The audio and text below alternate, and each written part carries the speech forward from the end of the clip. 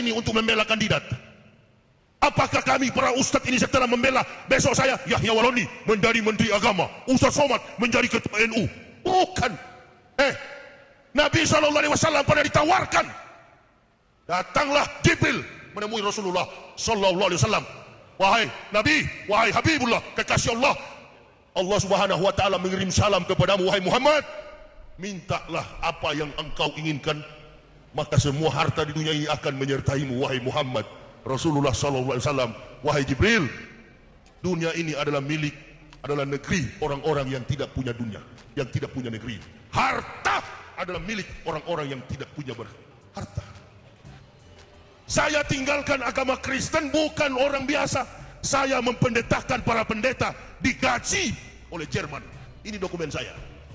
Saya yang mempendetakan para pendeta. Kenapa saya masuk Islam? Supaya saya kalau ceramah dapat amplop.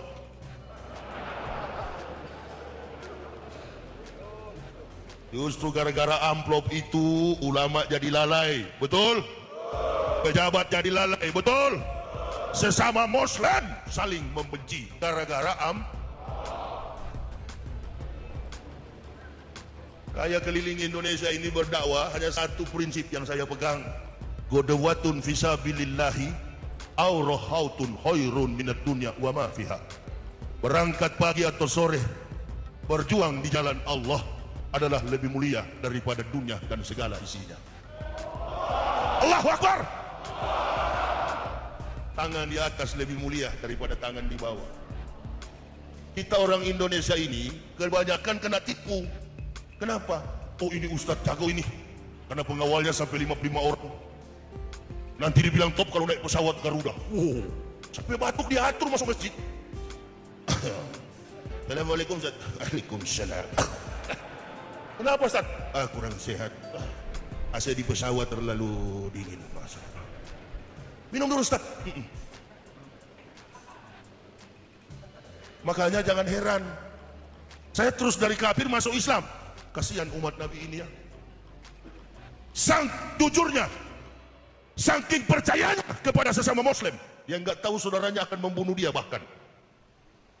Kalau kita lawan kafir tidak apa-apa dalam sejarah. Buktikan sama saya kalau pernah kafir menang melawan Islam. Dari sebelum datang Nabi Muhammad sampai Rasulullah datang, bahkan di zaman para sahabat, tabi'in, semuanya orang kafir kalah. Terakhir perang salib, kafir kalah. Lalu kafir berpikir, bagaimana hancurkan Islam? Pakai orang Islam untuk hancurkan. Sekarang kita sedang berdebat dengan siapa? Ambivalence dalam bahasa Ogan Komering Ulu. Ambivalence itu adalah pertentangan perasaan. Duduk kita satu masjid, sholat kita satu masjid, tetapi saling curiga. Karena itu istilah dua tadi, kita makhluk manusia mulia, dijadikan istilah binatang. Kalau orang kafir memang binatang dalam Al-Quran, Al-Anfal 55, Inna syarat dawabi indallahi lazina kafaru fahum la yu'minun. Sesungguhnya binatang makhluk yang paling buruk di sisi Allah adalah orang-orang kafir.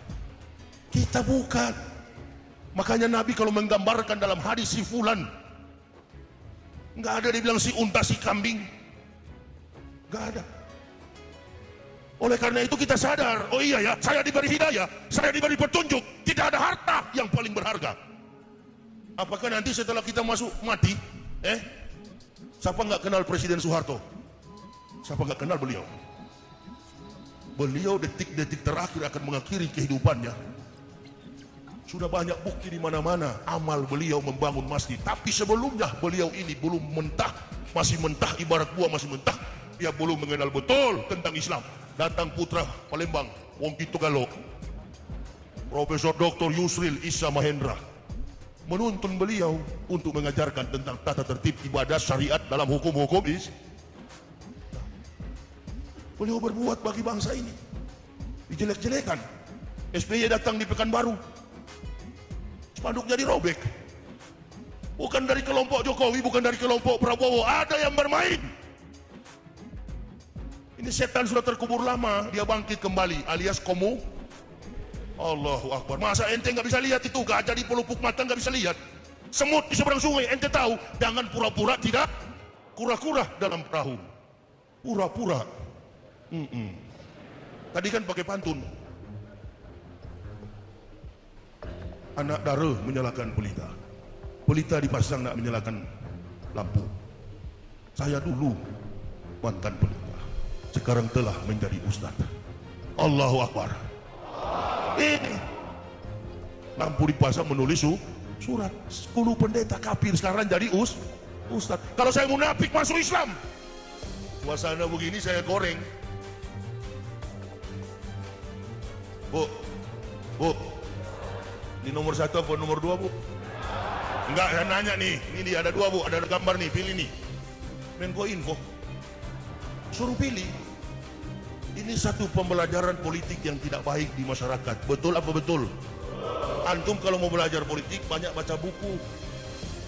Masyarakat sekarang ini lagi tegang urat sarafnya. Nanti tanggal 18 baru urat sarafnya ke bawah. Jagalah supaya kita tetap kondusif. Dengan model begini datang teroris, habis kita semua. Bukankah kita setuju bahwa negara kita ini adalah negara yang berdaulat? Negara kita dimerdekakan dengan kalimat takbir Allahu Akbar. Kita tanah air, cinta NKRI. Saya anak tentara, bapak saya pensiunan tentara. Makanya saya pilih Prabowo sama-sama.